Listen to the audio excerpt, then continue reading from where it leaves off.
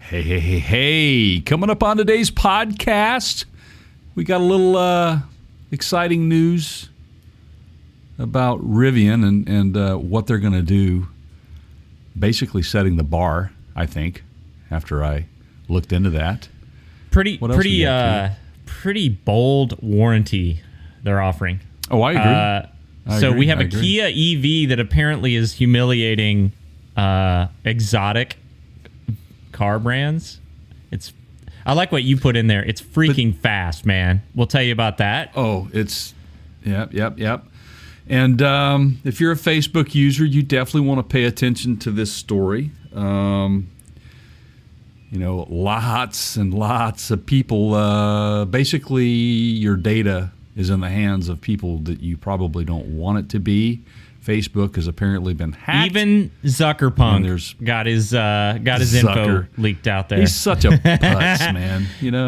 He deserved every bit of that. And last but not least, I like to call this the AI. We're doing these AI segments all the time, but people keep they keep stirring the pot. So we have this is already in place in the United States. It could be coming to a neighborhood near you.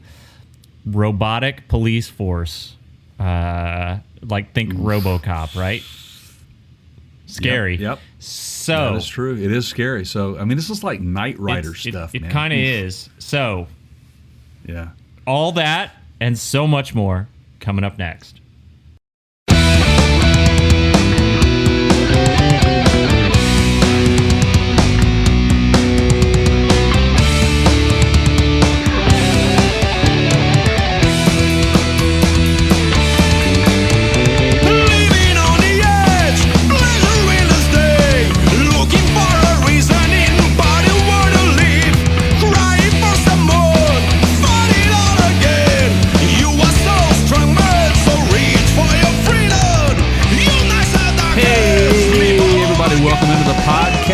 I am Jay, and that's my co-host Keith over there. How you doing, Keith? What's up, everybody? Hello, greetings, people of Earth. People of Earth, Earthlings. That was gosh, man. What was the character, man, back in the Looney? Well, I don't know. It wasn't really necessarily a Looney Tune. Maybe it was part of the Looney Tune. Oh, Marvin Martian. Yeah, he had the faux hawk helmet, right? Right. I loved it, man. Yeah. I love that guy. Yeah, he was. Yeah. Yeah, you could never. It's just whatever was under that helmet. They always kept it dark. All you could see was his eyes, right? Yeah, his eyes were like gleaming through the. But he had. It was like a Spartan, almost a Spartan costume. It was, man. It was. So, we. Gosh, we just got a lot to talk about today. There's been a lot of things happening. We're well on our way to getting vaccinated. I know we've talked about that a lot, but Keith is fully vaccinated. That's right. I've had my rabies shots. Yes, he has. He's got his tags. And I'm on my way too, and traveling will begin. And we're working on some things right now for a 100th episode. It's going to be coming up. We'll get into something a little bit later about that. But we've got some interesting bar setting going on, I think. Would you agree with this thing from Rivian? So to be clear, this is the bar like at a pole vault match, not setting tables at a bar like I do, after work. Right? Okay. Yeah. Exactly. Yes. So I want to harken back to the podcast that we did where we went through the order process for the R1T. And we said, and if you don't believe me, go back and listen to that podcast. And if you want to know how to do that, go to our website at partscounterguru.com, click on the podcast tab, and it will take you to a page that has all your favorite, whatever your favorite podcast platform is, you can find us there. Okay, so now I digress. So we pontificated, Jay, on that episode that they were going to have to do something pretty spectacular to keep their customers happy. These are the kinds of customers that do have a high level of expectation And we were like, well, how are they going to do this? They're, they don't have. How are you going to get these things serviced, right? Like, how are you going to take delivery of them? Yeah. And you remember kind of that conversation? Yeah, absolutely. And we've still had the conversation as in recent podcasts about how that was going to be happening, and the announcements have been coming, more frequently with how they're going to handle, how they're going to deliver to their customer, and that give it that whole customer experience, which, by the way, that's something that Keith and I have been really harping on for a long time is customer experience. We just, we had a recent podcast about an interesting software company out there that integrates with the dealerships to give a smooth consumer experience. We're working on getting them on the show. It sounds like that's gonna. You'll have to subscribe and yep. It sounds like that could happen. But this is part of that kind of that realm of because they announced that. They didn't call it a concierge, but we covered this in a couple episodes back. Hey, Rivian, you're going to have a single point of contact. They're going to handle all things Rivian for you. You're going to talk to that person. But now we have information on the actual warranty side of this. We know that they're going to have mobile service units, which, Jay, that's a thing that you've been hot and heavy on for a few years. Yeah, absolutely. What info do we have on the actual warranty?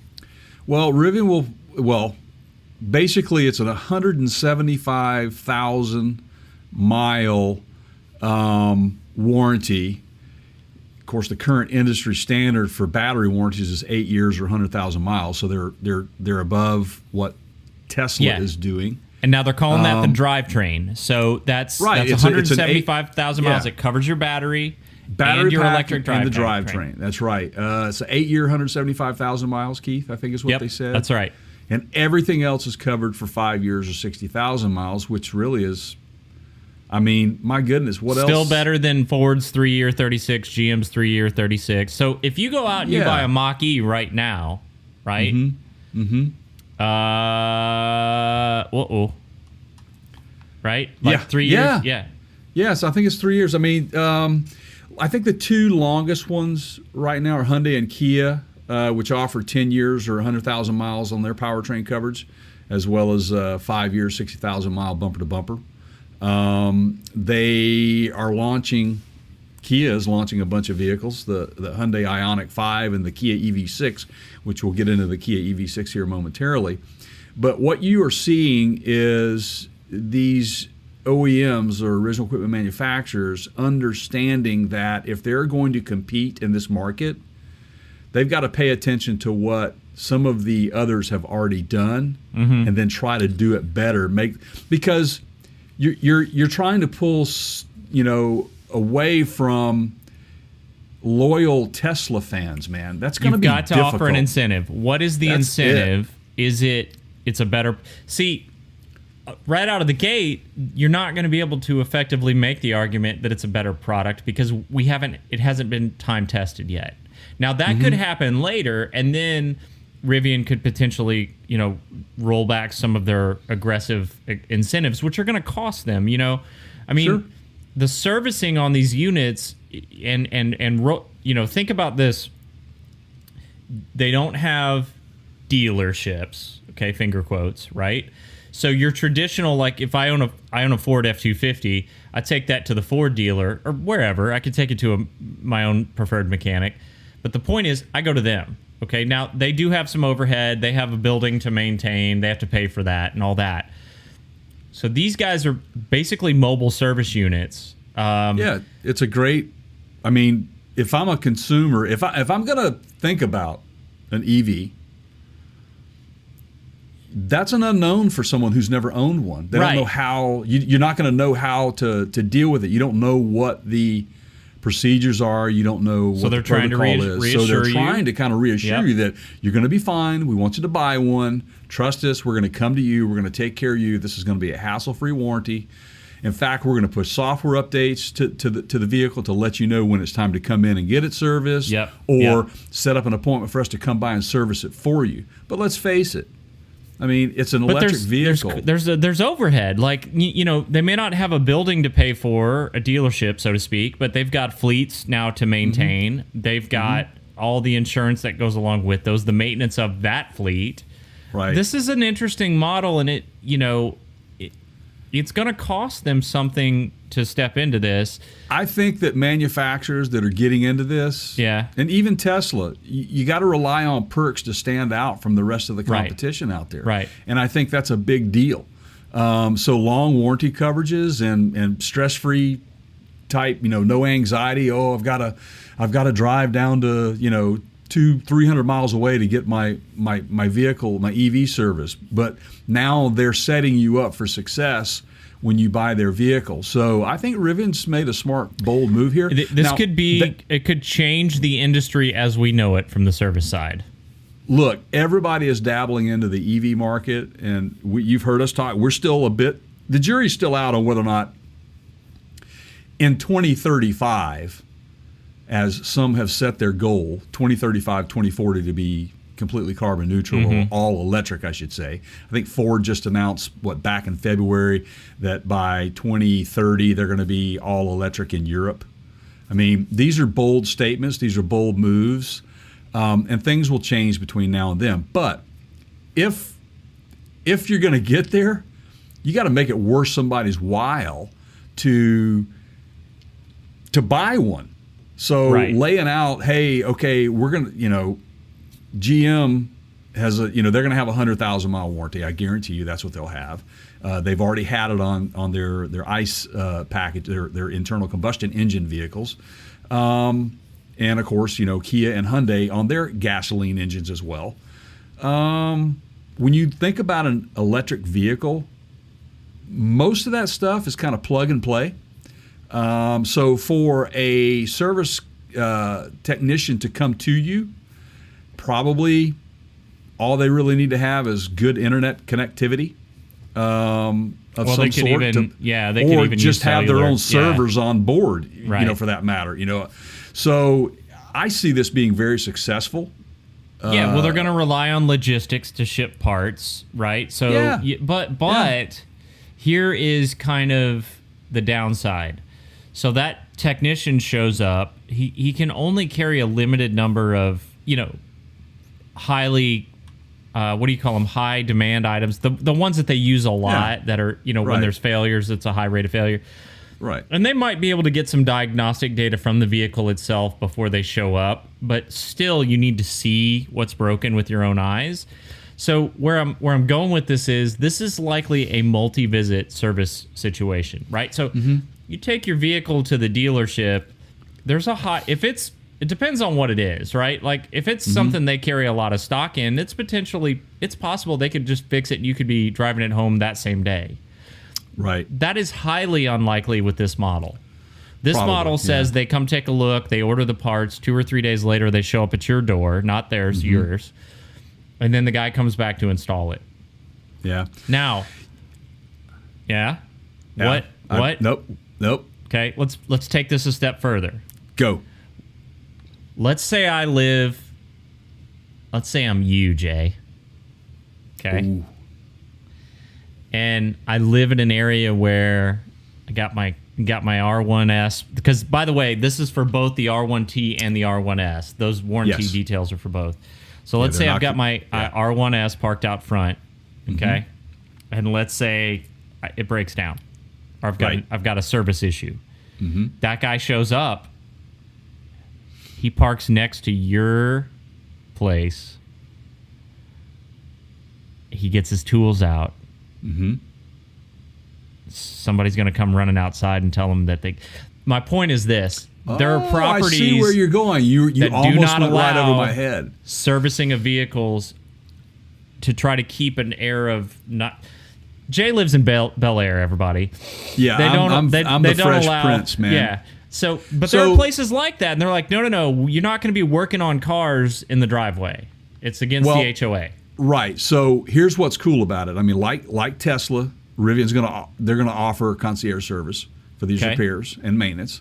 It's going to include the mechanics working out of a mobile van, like we were just speaking of, but they can show up for the repairs in their own driveways, and if they can't show up, they can set it up in a remote location, say, a parking lot, an office parking lot. Let's just say that it's just truck like that Knight Rider drove into.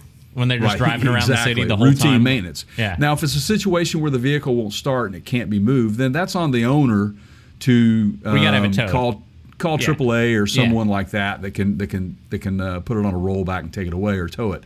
So I don't know that, honestly, that is going to play much of a factor into it, because I think that the onus is on the owner of the vehicle to know their own rules within their homeowners association. If you can't work on your vehicle in your parking lot, then you got to take it down the street, man. And that's just basically the way it is. But this is still built for success, even with that, if you throw that in there, because they can go to a parking lot or come to your office if your company allows you to have that happen. But here's the point that I wanted to make, is that this is set up for success so much. We have been working remotely. A lot of us, the workforce has been working remotely. Do you see how easy this is to get done? I mean, I think it's we have, this is the normal. Post-COVID, this is what you're going to see. There's innovation happening with some of this stuff, and if you're going to survive and build for that next problem that we may have to continue to be able to do these things, then you better have your ducks in a row and come up with these types of services. Now, I'm going to say this to your Fords and your Jeeps and Rams and guys like you that are gasoline mainly, and you have the traditional services, you might pay attention to this. And obviously there are certain things that on those types of vehicles that you probably couldn't get to in a driveway or something like that. But there are routine maintenances that could be done. And obviously everything has to be done well within the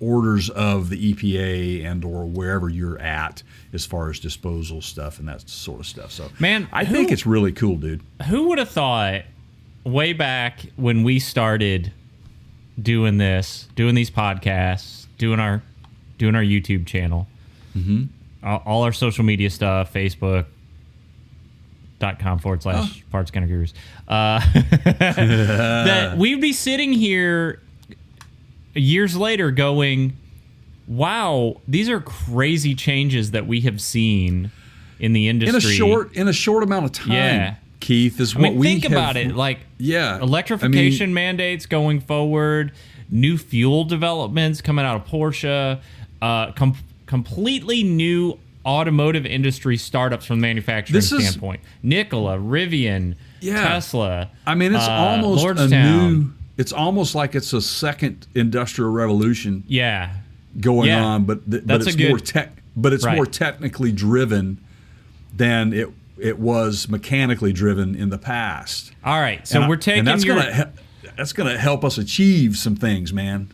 Everyone, we're taking your comments on what to call this new tech-dustrial revolution. Okay, come up with. I like that. Leave it in the comments on the YouTube side. It's youtube.com/Parts Counter Gurus. Is that right, Jay? That is correct. And you'd think I'd get this right eventually. And then I just want to hear some ideas on what we're going to call this, because we are kind of at a turning point here in terms of an age or an era. So let's hear it, everybody. So. Tell us what you think. Leave us a comment. Do that. Just go to partscounterguru.com. There's a comment section there. You can leave us a comment, and while you're there, you can just subscribe to our podcast. There's a podcast link. If we mention anything within this podcast, the mention on the podcast tab is there as well. You can purchase various items that we speak of. You can also shop on the Amazon link that's up top. If you shop through there, we don't know who you are or what you're buying, but anything you purchase can definitely help us keep the show going, so we appreciate that in advance. If you're social media guys, you can check us out over on facebook.com/Parts Counter Gurus. If you want to check us out on Instagram, we're at instagram.com/The Parts Counter Gurus. We're on Twitter. Our handle is @TheCounterShow, which is what you're listening to right now. And we're going to be spreading our wings a little bit on other platforms, so stay tuned to that. And while you're on our YouTube channel watching this video, go ahead and click that bell for us. That way you're notified every time we put something new out. And please subscribe. If you're already subscribed, thank you. And keep keep on watching and listening. We appreciate it. So anyway, thank you. Did I get that? I just gave me time to hit a refreshment here. Yeah, got your refresher. So let's get into the next one. I found this very man. This is intriguing to me. Kia. And yeah, Kia, dude, Kia. So of all vehicles, a bunch of stuff surfaced. All manufacturers. Real recently, where they took this thing out. They're calling it the EV6. Yep. It is.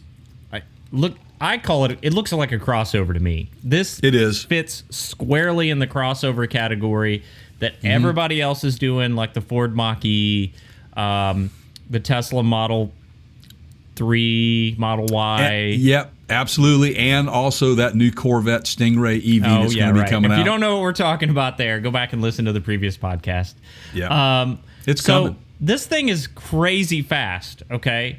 It's unbelievable. Before we get into the specs or the cars that it's humiliated, let's talk a little bit about the design.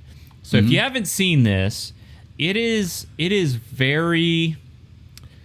It's funny. It's going to fit into the segment we're going to do here in just a little bit about the future of law enforcement. But it's very sci-fi futuristic movie looking to me. It moves. It's sitting there on its own. It moves. It just looks awesome. The wheels on this thing.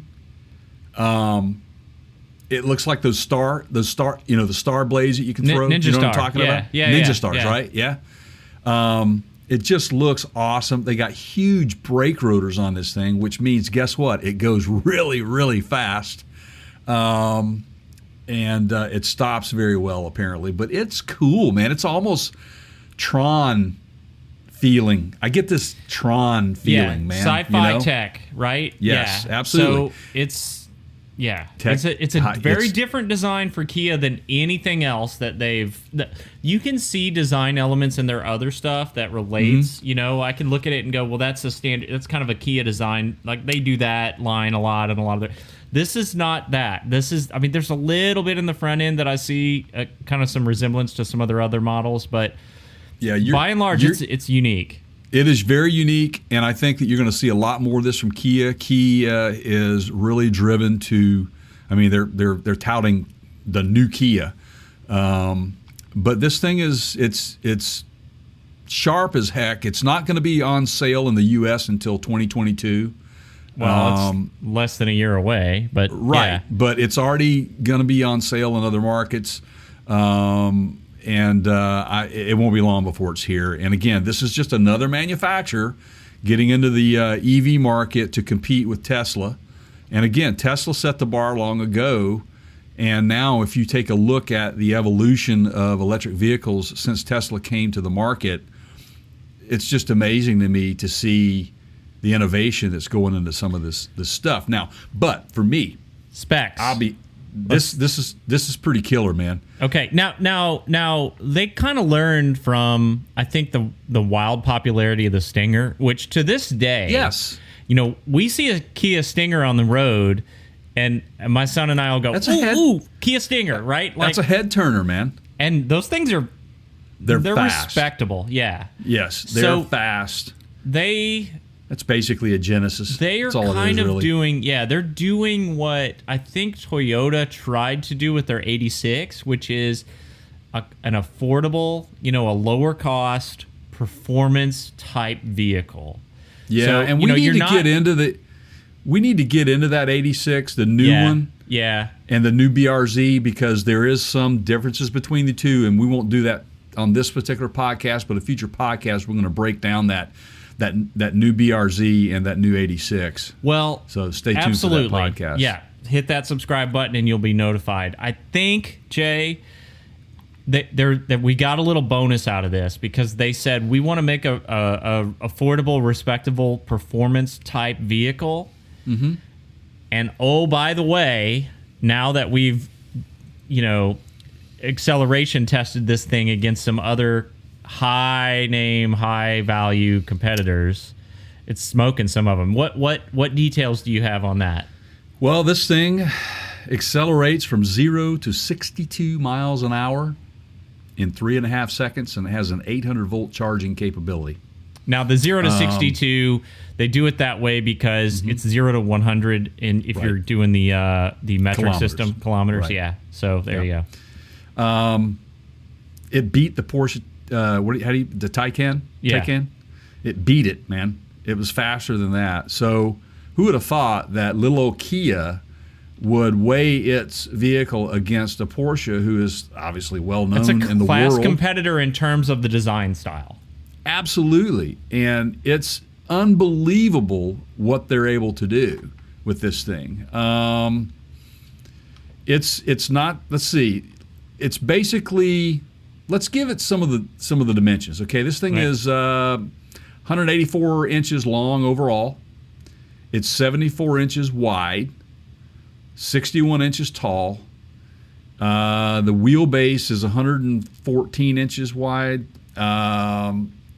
So it's a little shorter, just for perspective, a little shorter, a little narrower, a little lower than the Kia Sorento, which is their gasoline. I think it's an upscale SUV for them. Of course, that's now even less than what's the new one they got out. It's a really luxury. It's like the same. It's the Telluride. Oh, you're Kia thinking Telluride. Yeah. Well, that's a big, That's a big ride.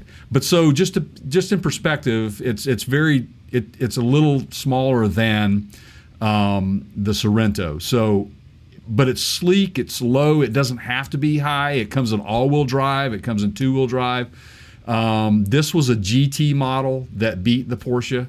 It's an all-wheel drive vehicle, and it has some serious horsepower and torque, and I had those. Well, the standard battery range, it's a 58 kilowatt hour battery is what they're putting in there, and that's 168 horsepower. But then this GT all-wheel drive version, okay, which has a second electric motor. So they call it all-wheel drive. I hate it when they do that. It's really just two-wheel drive, but it's front and rear axles, right? So it's two motors, okay? That's it. Yep. And that's a 232 horsepower output. That's a 77.4 kilowatt hour battery on the high end. So now I don't have range details. I don't think they're giving that out yet. Let's see here. Sitting at the top of the range is the EV6 GT, which is available exclusively with all-wheel drive and long-range battery. It has a combined output 577.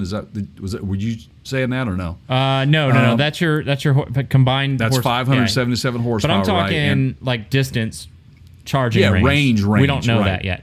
We don't know that yet. No. Actually, it says besides going fast, the model has a range of 252 miles or 405 okay. kilometers. Well, there you go. So it is there. There you go. Now, check this thing out, though. This is what blows my mind. Do you know what the top speed on this thing is, Keith? Did I read that? No, I don't. 162 miles an hour. That's 260 kilometers an hour. Okay. It's an electric vehicle. It's a sedan. I mean, hello. This is what you can do with electric vehicles, guys. This is why you're seeing them show up on, say, the Jeep with their new e-torque or whatever it is, or e-power. Because I think if you give an electric assist on a four-wheel drive for additional oomph to get up or out or move or whatever, that's if it's electric assist, it makes it's smart. Now, this same technology we podcasted before about, these are companies that are forward thinking.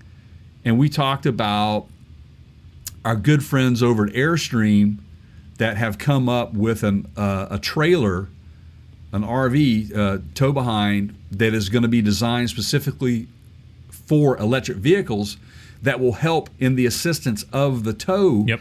In other words, it'll have its own electric motors on it that will help you get up that hill or help you reserve battery power or even charge things or run things. So, man, I'm so excited to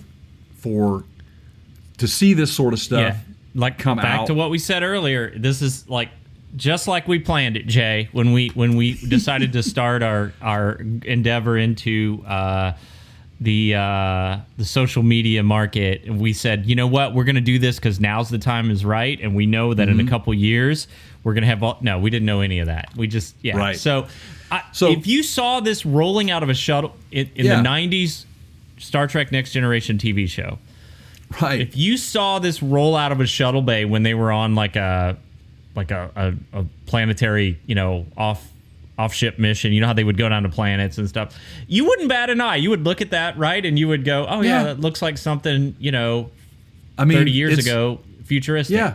Yeah. It's not uncommon to see this styling become norm now. I mean, because look at where we're at. I mean, this is just, again, it's life imitating art, and I love this, and I think I've said this many times in the past how big of a Star Trek fan that I am, and Gene Roddenberry to come up with some of those things back in the early '60s. Which, by the way, if you guys didn't know it, William Shatner just turned 90 years old. Wow, 90. He's still getting it, man. Wow. He How old's his hair?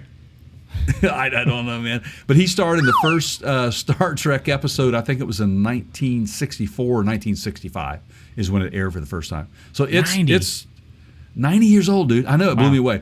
So let me give you a little bit more detail on this. Obviously, you guys know that Kia and Hyundai work together very closely. They use typically the same platforms. They're using the same manufacturing facilities here in the U.S. They share a facility, I think, down in Georgia somewhere, both Kia and Hyundai, to produce vehicles. But the EV6 is riding on the Hyundai electric platform. It's called Hyundai Electric Global Modular Platform. And they have 400 volt and 800 volt charging capabilities. And it enables this to go from 10% charge up to 80% charge in just 18 minutes. And that's a significant development. Now we're into fast food, McDonald's, eating in the restaurant time, right? That's right. This whole argument that the Tesla fans, and I get it, like we've driven Teslas, they're amazing cars, but there's this sort of need to defend that hour-long kind of wait, right? It's like, well, you would normally... No, I wouldn't. I travel across the country all the time. I do not stop for an hour ever. That is a killer. That is a killer on long trips. 18 minutes? Yes, absolutely. Yeah. That is 100% realistic if you've got more than just by yourself. My family, heck, I can't even get them to go use the restroom and grab a snack in 18 minutes. I mean, no. This is I've got an 80-gallon fuel tank, and I can fill that sucker up faster than they can go. Yeah, this is very respectful, and and again, this is good. This is positive data that is getting out there to show you that the EV market will work very well. So they've addressed a couple things. If you're short on time, it says the rear-wheel drive long-range EV6 can be given 62 miles of range in less than 4.5 minutes. In order to maximize ranges, the EV6 has been equipped with an energy-efficient heat pump that scavenges waste heat from the car's coolant system. It enables the model to have 80% of the range it would at 77 degrees Fahrenheit when temperatures drop to 19 degrees Fahrenheit. Now, we talked about on a recent podcast about thermal efficiency. Even in... Yeah, this sounds like marketing speak to me, because your traditional... Well, let me be their marketer, man. Well, your internal combustion engine, right? Mm-hmm. Right. Where does the heat come from in your in your cabin? I get it. Yes, I get it. Your thermostat open. Yeah, I get it. Okay. Yeah. I mean, this isn't anything new. Understood. You're pulling heat off the engine. But I wanted to tie that into thermal efficiency, which we spoke about recently. Okay. So thermal efficiency is a big deal. So anyway, so it is great. I'm not trying to take away awesome from it. It's just not like, wow, this is brand new. No, car manufacturers have been pulling heat off the engine to use in their cabin for 100 years. That's absolutely. I mean, it's just the way it works. Keeps you from having to light a fire. Yeah. Yeah. You don't want to fire one of those up in the vehicle, man. It'd be hard to do. So, but anyway, Kia's taking reservations in select markets right now, I think, on this thing. It's like a handful of countries. U.S. is not one of them, but Yeah. Early 2022, they think that they're going to have that out there, and they're also looking at offering up some Stinger EVs as well. Wow. Which is nice. Yeah. So they expect to sell about 20,000 units annually worldwide, and that number could reach 100,000 units. That's a lot. Well, it's worldwide. Yeah. Okay. Yeah, that's worldwide. I but think still, it'll that's do better than that. Right now, EVs are only 1 to 2% of the total. That's going to change. Yeah, and I think that's they'll low do better right than now. that with this vehicle. It's a good looking vehicle. If the specs and if the reliability is there, they're poised to do. Again, we said this about the Outlander. Mm-hmm. And look at that thing, and everybody loves it. And I'm going to call it again on this one. I'm going to use my mojo. Folks, you heard it here first. I am predicting that this EV6 from Kia is going to be a hot seller here in the United States. I think you're going to see a lot of them on the road. I'm waiting for that to happen, and it will happen. I'm with you on that. Not to mention Kia, but there's going to be a lot other. Yeah. You've got GM that just rolled out their new revamped little crossover Bolt or whatever it is. Yeah. So comes with the X-Wing fighter. I've seen the commercials. Yeah. Yeah, X-Wing fighter cool. follows you around. Yeah. Yeah. All right. I like that. Yeah. All right. So, for those of you that didn't know it, we are approaching our 100th podcast episode. Coming up here in just a couple months. Mm-hmm. And, oh boy. Every bit of it's been fun. We've got something special planned. You need to, if you haven't done it yet, go over to our website at partscounterguru.com. Look for the podcast link. It's a tab near the top. Click on that, and it'll take you to all your podcast platforms, whatever you use. Wherever fine podcasts are given away for free, you can find yours there, and whether it's Apple, Google, Stitcher, Spotify, whatever. Right. And I think even Amazon now. We're on all of them. Just find yours, hit subscribe. That's it. Make sure that you have done that before the 100th episode so you don't miss out. Yeah, so We've you got can some check stuff it going out. on. Yeah. And to those of you that have been with us part of the time or all of the time, thank you so much. It's been a great ride. I cannot wait to see what happens next. Our good friend Rothmeyer, he is a loyal listener. He'll go out into the woods somewhere camping. Yeah. And he'll listen to an episode, and Dude, you are a sick individual. Taking us with you out there in your peace and quiet time. But which, thanks. by the way, I hear rumor has it that you, sir, and myself, we may get Rothmeyered. Yeah, we'll see what happens. So I don't know if cameras are going to be allowed or not, but we'll okay. Yeah, we'll see what happens. That's going to be fun. I thought about let's reflect a little bit on leading up to the 100th. Got some stories to tell, so it's now part of the podcast that we're going to call Story Time, Jay.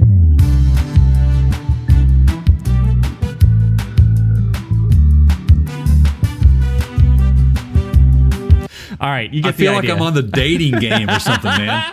Bachelorette number 1 or whatever. Yeah, right. So, well, do you not like it? I can. Oh no, I love it. I think it's great. Okay. No. Right. Don't get rid of it. Don't get rid of it, man.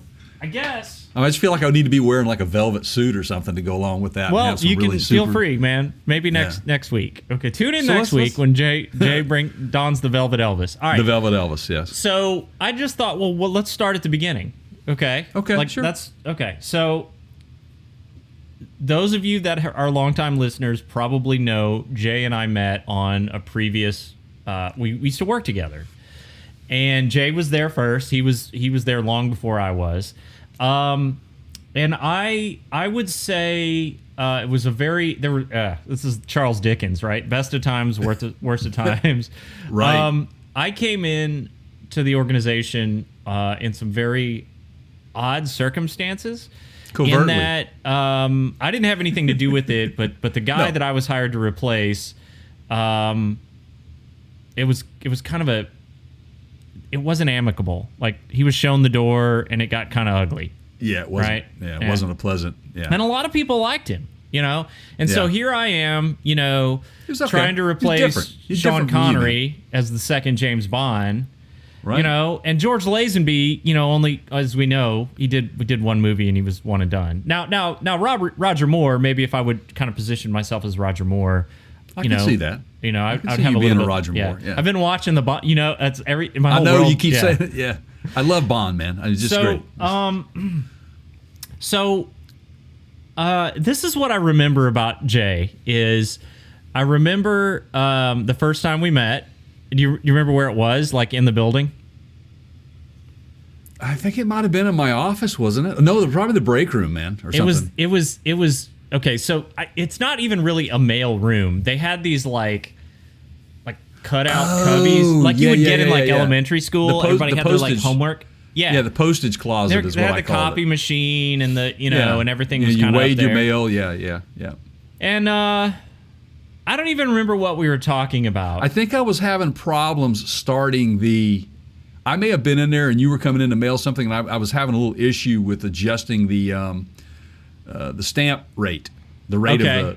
Yeah, and I think you were like, "This is here." You know, show me how to do it. You and your IT world, you know. So this is what I remember is Jay kind of just put his head down and got to work, and he was like, he was. I knew there was something there. We were kind of operating on the same level because neither of us really had time to mess around. And you just start to gravitate toward people like that because you're like, oh yeah, he's my people. You know, it's the same thing we're doing here. Like these are our people, right? Yeah. Like our subscribers on YouTube.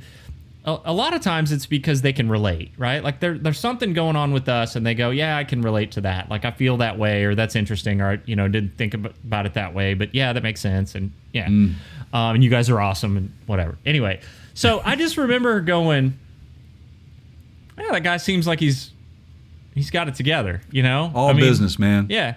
And then later, we would go out and stand on the back dock or the shipping dock or whatever during, whatever breaks. And you would stand there and go, you really should put those cigarettes down, man.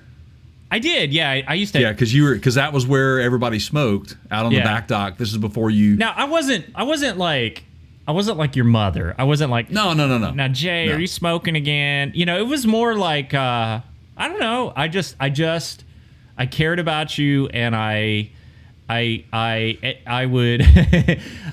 I would just be like, man, I want to continue these conversations. And then some days I'd be so pissed, I'd be like, hey man, you got one of those cigarettes? Because I need one. Right, but yeah, that was back in those days. Wow, I forgot about the postage. Yeah, the good old first time I Pitney met Bowes. you in the postage room. Yeah. Well, yeah. So that's where we met. That's that's where can I? Postage closet. Yeah. One of the first things that I can say, and this is what I liked about you, Keith, and I still say this to this day, and not a ton of people have this ability to do this, but thank goodness we have people like you out there, because we wouldn't learn anything if we didn't.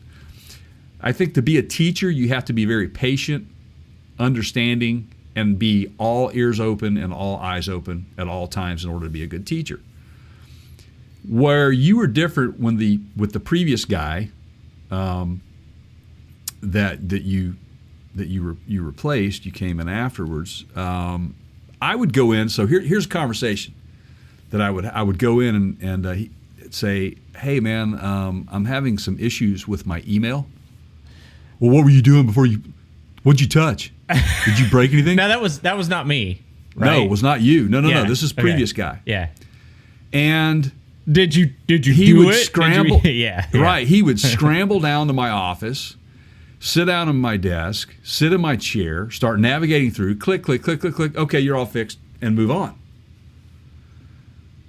And I would ask the question, well, what was it? Don't worry about it. You don't need to know. That's my job. Okay. All right. Because computers are not going to be involved in anything other than my office, and that's it. I'm never going to use them elsewhere. So I don't need to know anything about computers. The difference between him and you were when I would have similar issues, you would take the time to show me and walk me through what was up. And well, let's be honest, Jay. That's because I'm lazy. Because I didn't want to come back down there. No, it's because you're smart. You are the one that has to make yourself efficient, and you and I think that's why you and I are on the same page there, and we always have been, is that we believe in getting the job done, but we also believe in empowering others to help you get the job done. Yeah. Yeah. And, if you're that afraid that someone's going to figure out how you're doing your job, you probably should go elsewhere anyway and figure out something else, man, because, this is all anyway. So that's how our relationship started. That's how I remember it. And it got, it grew from there because we're big musicians. You're a musician. Yeah. I was a singer. We love good music. And we started these conversations about Van Halen and just all these things. And it was just fun to chat. So we would do that and ended up going to lunch a lot more. And, we both have a love for sushi. So it was always a good lunch. So, yeah, that's fun. Story time. I like that. Yeah. There you go. Did you get some... Tune in next episode. We'll have another one of these for you again.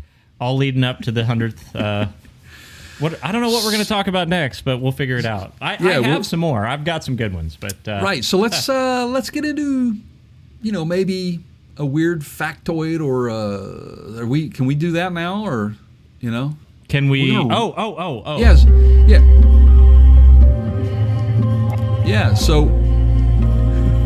Weird facts. What are we? Okay, Jay's weird facts. Here we go. Well, yeah. So, but you have to choose. We have to choose a number. All right, we're gonna do the random. We're gonna do the random drawing on. We're gonna do a lottery style here. Okay. Yes. Yep. So 1 through 20, you got to pick a number 1 through 20. So get those. Get the machine rolling. Well, welcome in everybody to the weekly Powerball survey says 12. Ooh, good one. Okay, so did you know, Keith, or do you know what the average cost of repair for your vehicle is in the U.S. annually?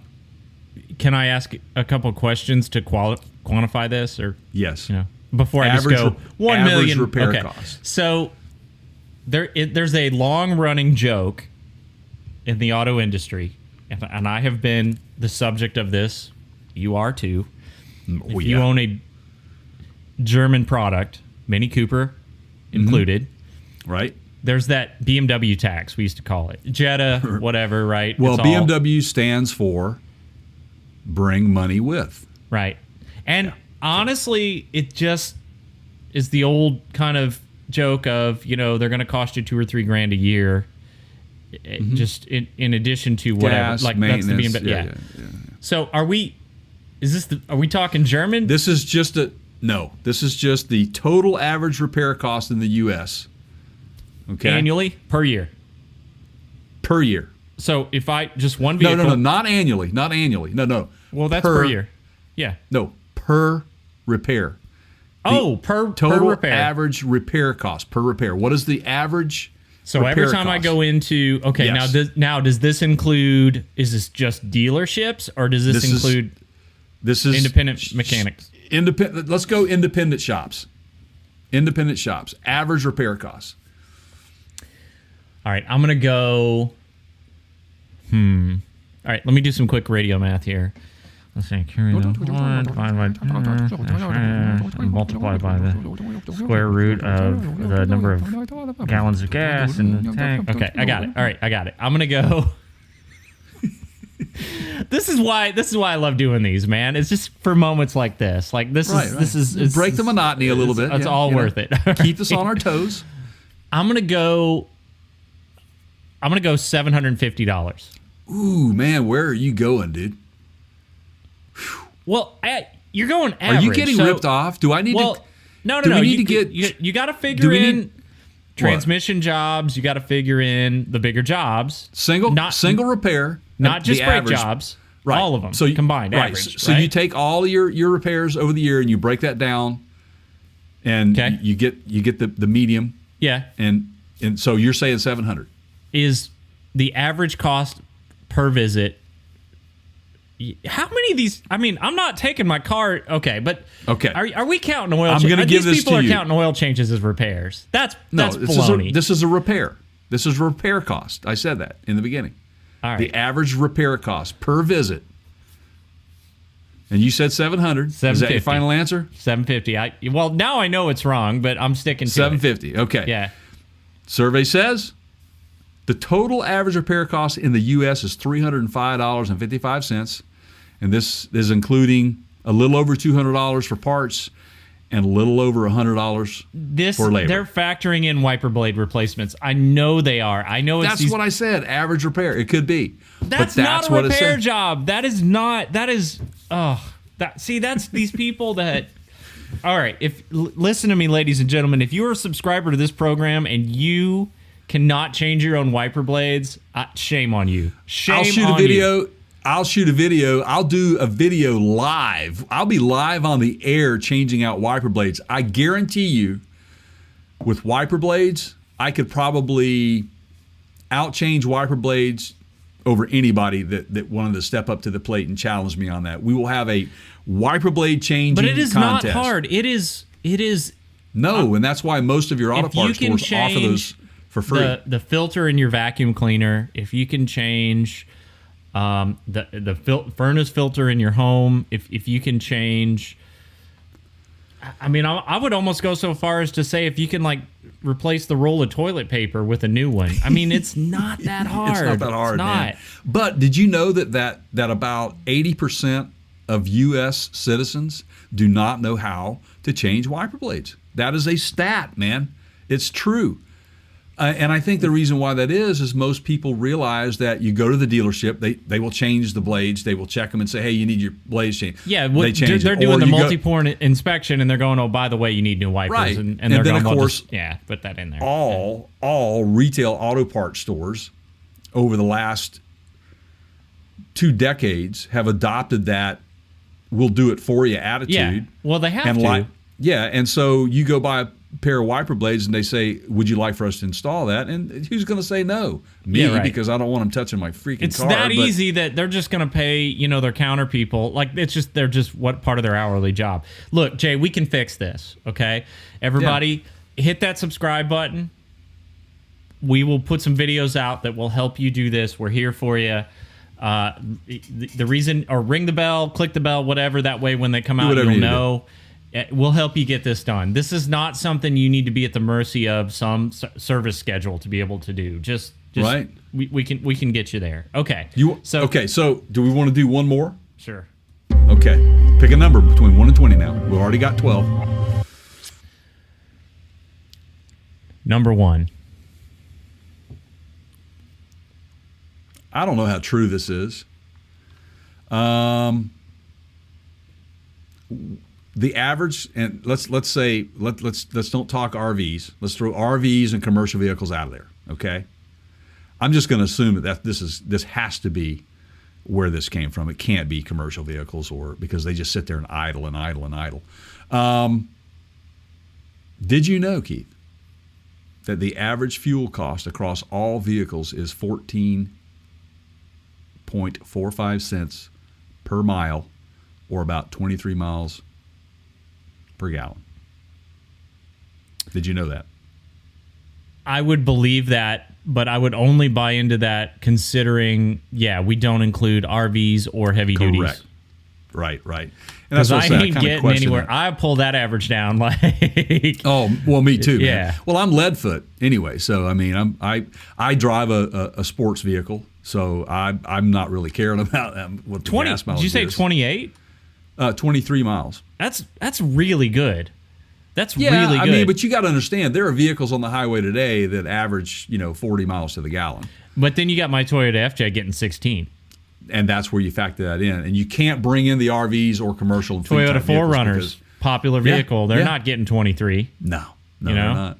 So there you have it. Those are a couple of weird factoids of the day. Something that we like to provide you guys to keep you listening, and for us to say to you, thank you for listening. No doubt.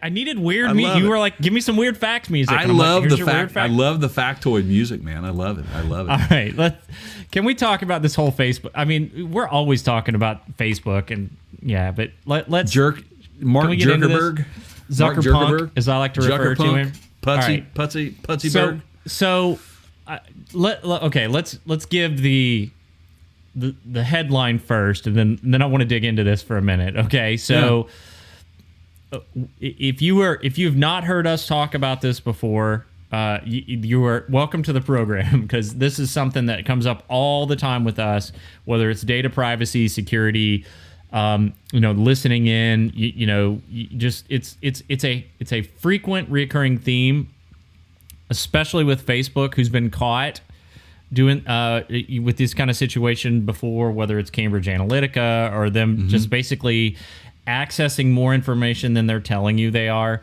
So we know that there were roughly 533 million Facebook users' phone numbers and personal data that have been leaked online. Right. Okay? This is not just obviously just not the U.S. This is it's a world. 106 countries, including over 32 million records on users in the U.S. alone. Yeah, so we think that the data is probably a year or two old. It was posted by somebody in a hacking forum. They like to do that stuff to show street cred, like, look how good I am. I got access to all this data.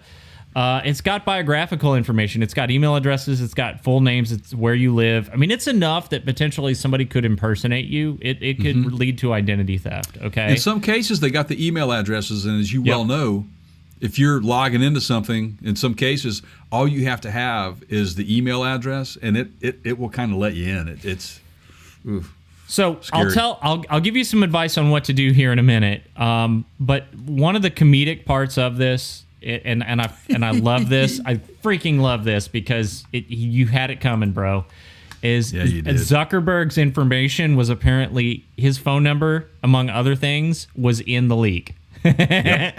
Yes, and I want to indeed. know who looked it up and said, "Oh, look at all this hacked data. Well, let's just see if the CEO is in there, right?" And sure enough, there he was. I mean, that's pretty bad. They say it is old data, like you said. It was previously reported in 2019. But if it's phone numbers and email addresses, people don't change those every year. So, and even your physical mailing address, your residential info. Yeah, but wonder why it took them so long to get and actually tell people this. I mean, I know why is it such a. I mean, I think that it would be in your best interest, if you're a tech company, that if you've been hacked and you've compromised your users and or your customers' information, that by law you should be bound to that. So that's interesting, and I did not know you were going to go here, but that's a very timely question. Okay, so there's a company. This is going on right now. Okay, there's a company called Ubiquiti. And they make networking equipment, Wi-Fi access points, and so on. I own some of their equipment, okay? First part of the year, January 2021, they came out and said, I'm going to paraphrase this, but basically they came out and said, hey, we think some people tried to get in, but we don't think it's anything to worry about. Doesn't look like they got anything. No big deal. Carry on, right? Information has come out in the past week or two, Jay. So we're almost to the middle of 2021 now, that it was a much more massive breach than they let on. They made efforts to cover it up. Anyone in the organization that made an attempt to whistleblow that was met with fierce legal opposition from the Ubiquiti's legal team. Unbelievable. It is to the level they think that. Now you have to remember, these are firewalls, routers, switches, access points, networking equipment. So it is, and it's cloud driven. They forced everyone to the cloud. Facebook is a cloud platform. What does that mean? Well, instead of me logging into my firewall or my router directly, like just going to its IP address on my network and logging in, I go out to Ubiquiti's cloud service and I log back in, and then I hit the cloud. Well, if I've got that login info because I'm a hacker, I don't have to be on your network to access your stuff. I can access your cloud site, right? Right. It's a front door into your equipment. It's front door, right? And that's how you'll hear Key talk about this all the time. If you are not changing your password on a weekly basis, or even just more frequent than regularly, that, regularly, just not once a year. That's not a good idea. Exactly. Okay. Then you are exposing yourself to potential identity theft and those sorts of things. And trust me, today it's more common than it ever has been. And I think that this is going to force some innovative changes in cybersecurity down the road. They're already working on it. The feds are already working on that sort of stuff. But it's just crazy, man. This hacking stuff. So the answer to your question is, why would they not make this more public? Well, I mean, they did announce that there was some stuff going on, but they didn't announce to the level of severity like this, right? Right. Well, because their stock prices will plummet, because their sales will take a hit. And ironically, by not doing the right thing up front. We talk about Ford doing recalls, right? Ford will go do these recalls, and it's like the third time we've heard of this F-150 being in this past 6 months having a recall. And you and I, Jay, on this show, will sit here and go, ooh, it's got a little bit of a black eye for them, but you know what? They're stepping up and doing the right thing. Ultimately, they're trying to do the right thing. The downside to this in Ubiquity's case is there's a whole bunch of professionals like me right now that are going, because of how they've handled this, I don't trust them. And there's all these conversations right now of what's a comparable platform that I can switch to. I don't trust these guys anymore. Is there an alternative? And that's happening right now. So they were trying to protect their sales numbers. Yeah. Unfortunately, it backfired. And it's going to probably blow up worse on them by trying to cover it up. Let me just kind of give you a quick comparison to it. This is really...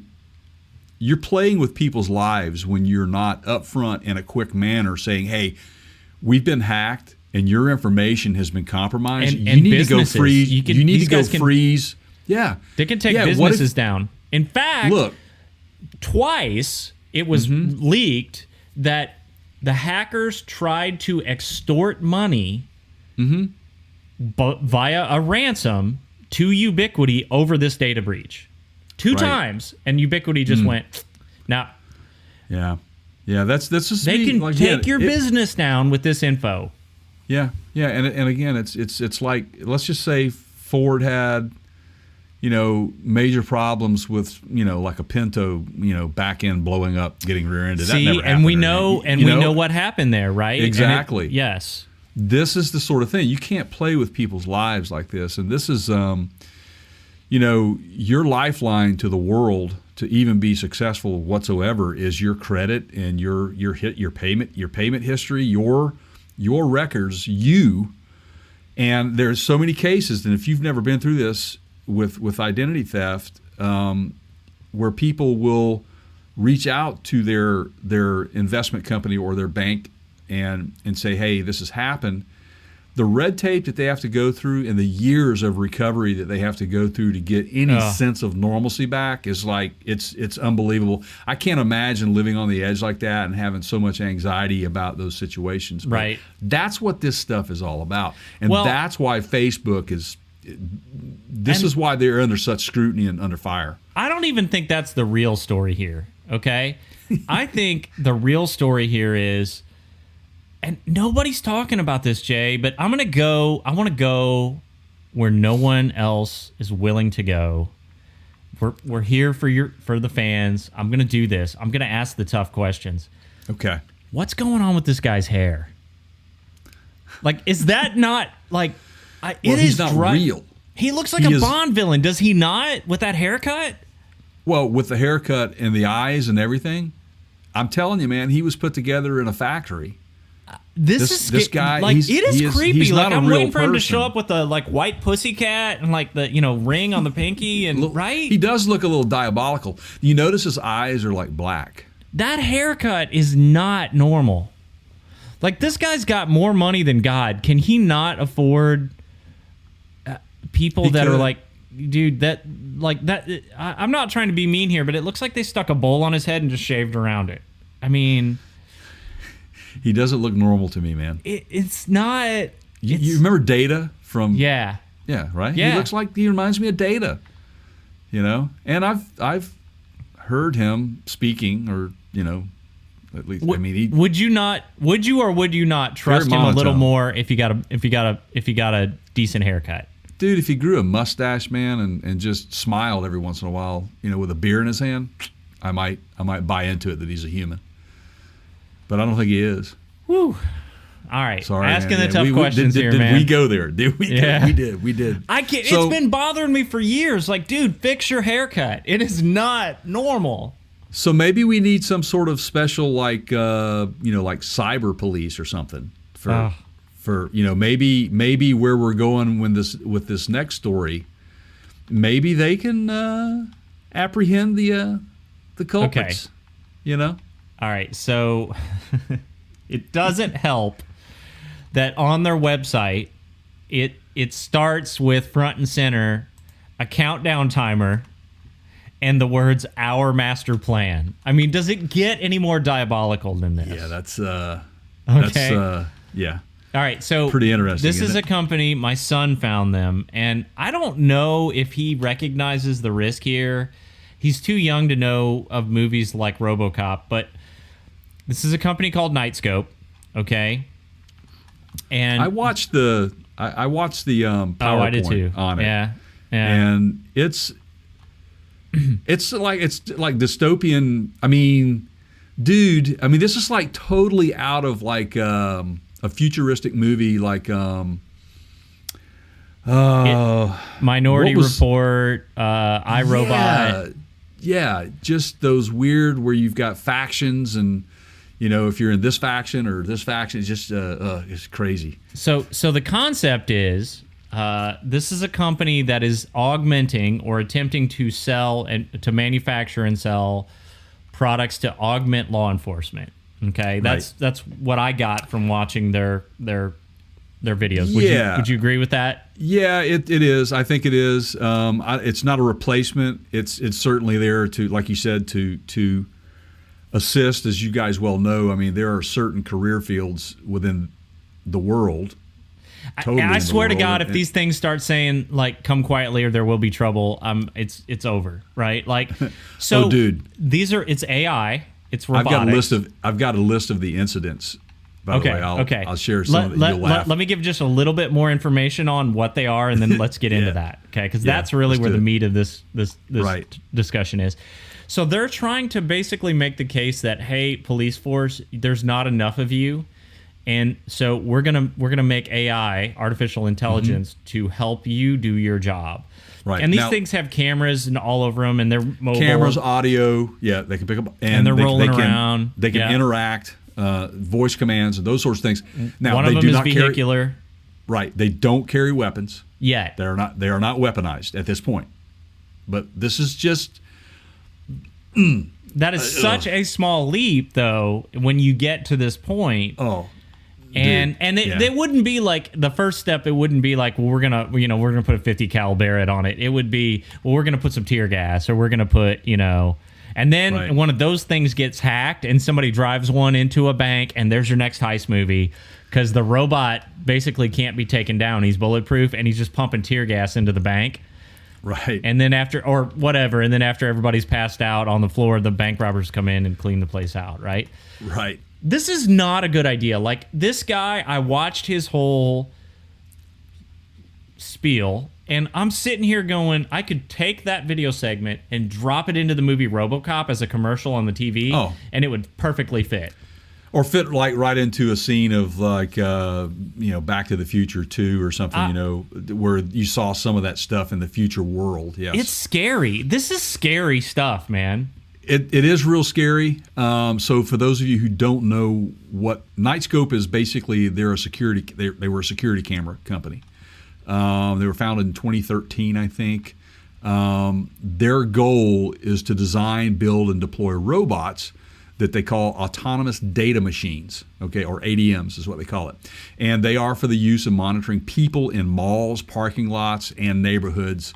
The founders said that they started the company in response to Sandy Hook Elementary shooting, which I understand. Now, if you're going to put them in usages to where they're basically a hall monitor, to where they are a portal for you, if you're over here doing your job and you can't be in two places at the same time, where it's a life-saving type situation, or a security camera, yes.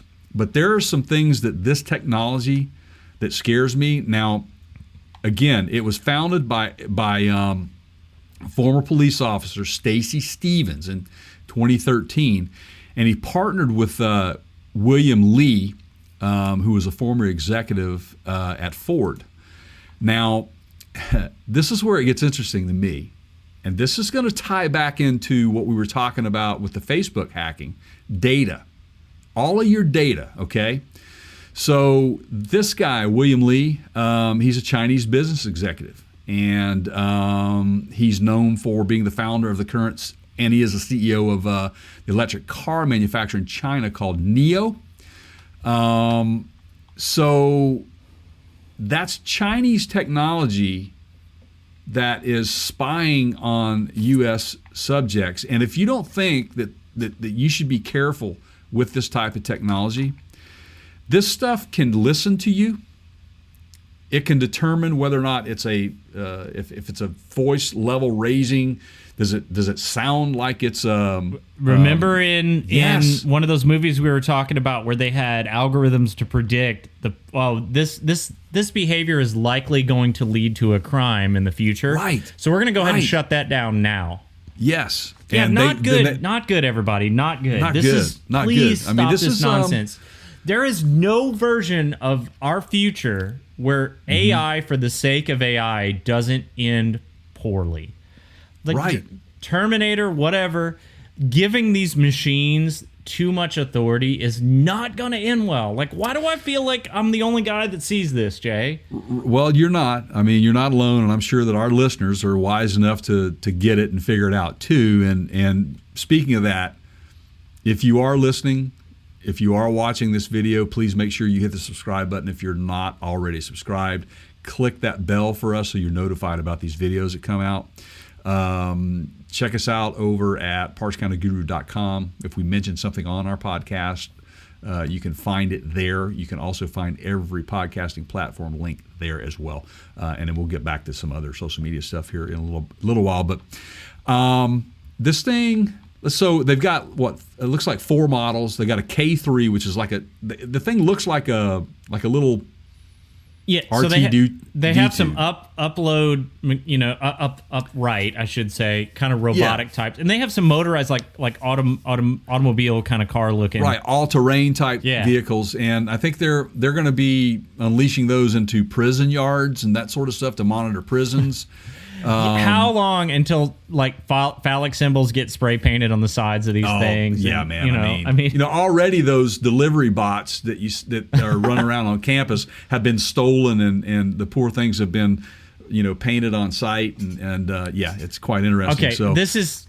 Do you have some more info on these? I want to make a point here, but no, go ahead. I keep mentally being drawn back to that famous Ben Franklin quote that I summon frequently on this program, but I feel like this is a great example. And in his, obviously Franklin had no idea what was coming, decades and decades into the future. But remember the quote, those that would give up essential liberty to purchase a little temporary safety deserve neither liberty nor safety. You've heard that one before, right? Oh, yes. So the whole premise of this guy's, if you go and you watch their commercial, the whole premise is security and safety. Right. Like, we're just going to augment the police force. We'll make things safer. Good intentions. At what cost? Right. Absolutely. And you bring that up. And so let's talk about why we bring that up. We get what they're trying to do, but there is a level of privacy that you give up. I mean, a whole lot of privacy that you give up by being around these things. So it's got optical character recognition. So it can read. Like the processing of the K5 version, which is the K5 is the outdoor bot. Okay. It's weatherproof and all that stuff. Can chomp out commands and that sort of stuff. This thing can process up to 300 license plates per minute. It can send an alert upon reading the license plate number for a known criminal on a provided list. It has omnidirectional imaging, so 360-degree high-definition video capture. Yep. No stone unturned if you're around the vicinity of this thing. It has microphones on it. It has an ambient noise microphone that can capture the audio. So if you're whispering to someone in a field somewhere, it can probably pick that up. The range from 80 to 90 decibels is normal. If the sound suddenly goes beyond 100 decibels, the K5 will notify the local authorities. The purpose of the microphone has been called the opposite of voice detection. Yeah, right. As it is primarily designed to pick up noise. It has an ultrasonic sensor on it. It's used to detect speed and distance when the robot cruises into an area. The cameras, they use video cameras to collect about 90 terabyte of data per machine annually. That's a lot. Yeah. That's a lot of storage, guys. That's a lot of information. Terabyte, 90. Okay? And the infrared light, the infrared can function at night. It has LiDAR. We've talked about LiDAR before. LiDAR is used in a lot of industrial situations. We talked to Chuck Lynch from AERA, who had worked with LiDAR in the past as well. LiDAR is basically, it's light detection and ranging. It's a sensor. So it emits a laser that sweeps 270 degrees to measure the objects and map its surrounding area. Thermal imaging. So if you're peeing outside, it can detect your stream, especially on a cold morning. So the thermal imaging sensor detects and measures minute temperature differences in order to detect objects in the dark. Wow. So wow, dude. They've got what planet these, are we on now? Right. We've got these in, there's pictures on their website of these in service. The city of Huntington Beach, California has one of those outdoor ones that you were talking about, rolling down the sidewalk. And it literally says, Jay, on the bottom of it, printed on it, it says, at HP Robocop. They're putting Robocop in the name of this, and they didn't learn a damn thing from the movie. You're kidding me, right? Right. Then there's one in a casino. I guess I sort of get that. Well, they say that the K5 could become like a cuter, less aggressive Terminator that kills privacy instead of people. Yeah, no. Okay. No. Right. Now, they're made here. They're made in Silicon Valley. All right, so did you have any mishap stories? Yes, I do. Okay. There are a few. One as recent as 2019. And again, this is very new technology. I think 2016 they started testing them, and so it's still new. They haven't really put a ton of units out there yet. They've got some. I think they've got some contracts with folks that's going to be happening. So in July 2016, a K5 was deployed at the Stanford Shopping Center in Palo Alto, California. Yeah. It collided with a 16-month-old toddler, bruising the child's leg and running over the child's foot. Apparently, the Stanford Shopping Center responded by docking all of its K5 units, suspending any further activity by the robots until the incident could be investigated. That's a big Silicon Valley area. Yeah. Yep. And it said Nightscope responded, calling the incident an accident, and issued a formal apology to the family of the child. Okay. Well, duh. Yeah. Right. In April of 2017, a 41-year-old Mountain View man was in connection with an alleged parking lot altercation with a K5. also at the Stanford Shopping Center. In July of that same year, a K5 at the Washington Harbor Development in Washington, D.C. slipped on a loose brick surface and fell into a water fountain. December of that same year, San Francisco SPCA rented a Nightscope K5 robot to patrol the area next to their animal shelter, including the public sidewalk, to deter vandalism. Apparently, the SPCA received complaints about using a robot on public sidewalk where homeless people were encamped. I was about to say, in these communities that have a lot of the unhoused, right? How's this going to go over? Here's your spray paint activity. The robot was covered because it was near a homeless encampment. The robot ended up being covered with tarpaulin and smeared with barbecue sauce. This is perfect. Right. So the final incident that I have, and this is as recent as October of 2019, a woman attempted to report a fight in a Huntington Park, California park using the K5's emergency alert button, only for it to reportedly tell the woman to step out of the way. That's so perfect. Apparently it has parameters, man. So Right. and zones you shouldn't be touching. So, but yeah, see, as with any technology, and Keith, you preach this all the time. It's not perfect. No, when you it start is. playing around with people's privacy, and you start putting these things out there on their own, these are the kinds of things that happen. Yep. I smell lawsuit after lawsuit with this.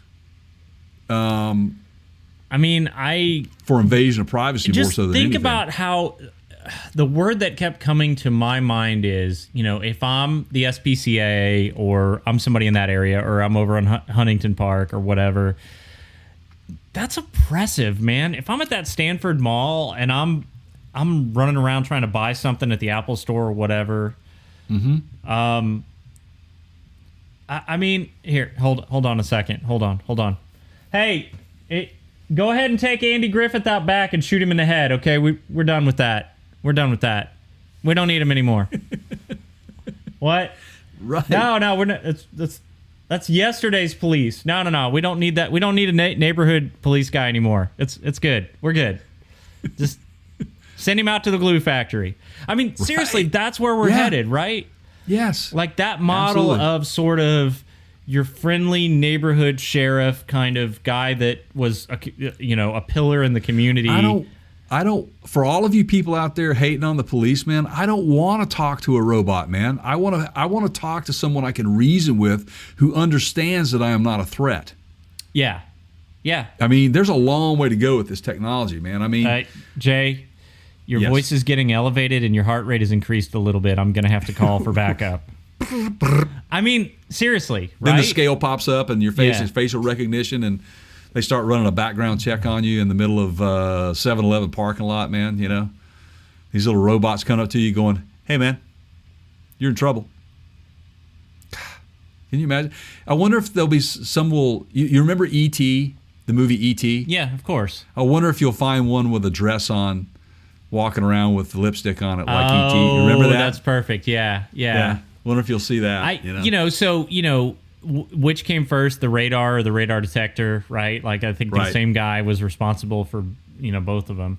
Right. This is kind of one of those, like, how long until we get somebody with little portable EMP guns that you literally just, like, zap the thing and it just takes it offline and short circuits it? Yeah. Absolutely crazy. Wow. This is where we're at, guys. From electric vehicles to Robocops. I mean, this is, again, life imitating art, man.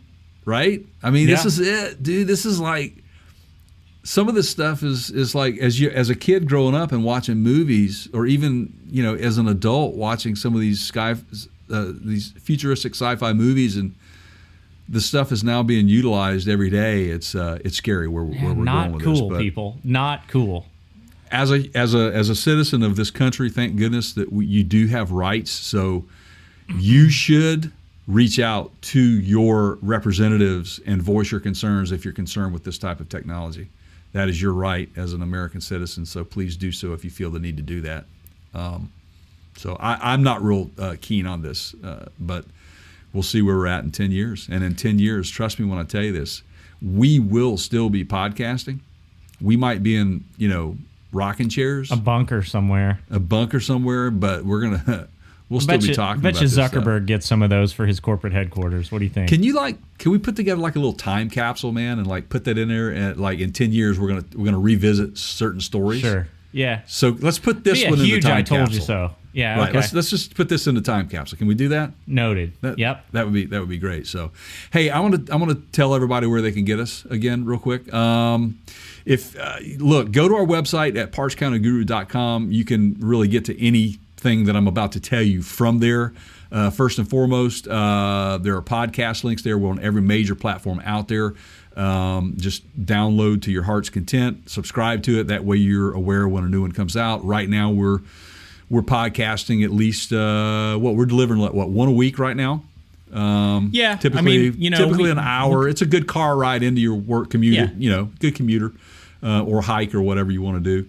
From there, you can if we mention anything on our podcast that you can that you want to purchase, we will put a mention on the podcast link there per the episode that we mentioned it in. There's a link on our website for that.